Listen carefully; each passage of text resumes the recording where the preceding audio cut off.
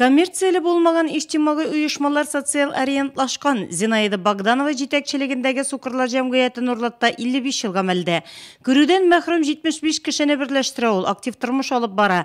Ветерандар белән эшләүче икенче бер иштимагый уюшма Нурлатта 31 башлангыч уюшманы бирлештире. Шулай ук максатчан эшчәнлек алып бара. Уюшмаларның икесе дә рәсми теркәлү узган. Они принимают участие не только в районе и в республике, на всех, можно сказать, обозначенных мероприятиях, конкурсах и соревнованиях, и, конечно, всегда у них результаты имеются.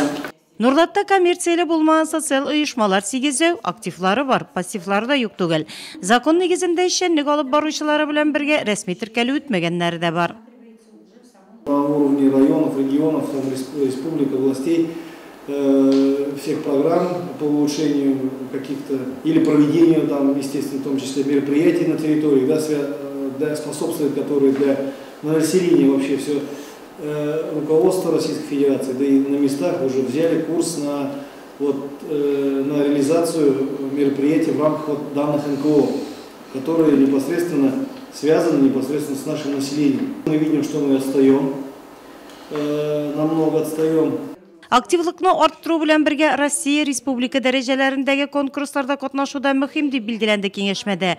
Моның өчен район башлыгы әлеге юнәлештәге эшне төптән үзгәртү буенча җаваплы затлар билгеләде. Артта калмас һәм кардинал үзгәрешләр ясау өчен көчле координаторлар, кураторлар гына түгел, конкрет сроклар да куйды. Киләсе елның марты ул.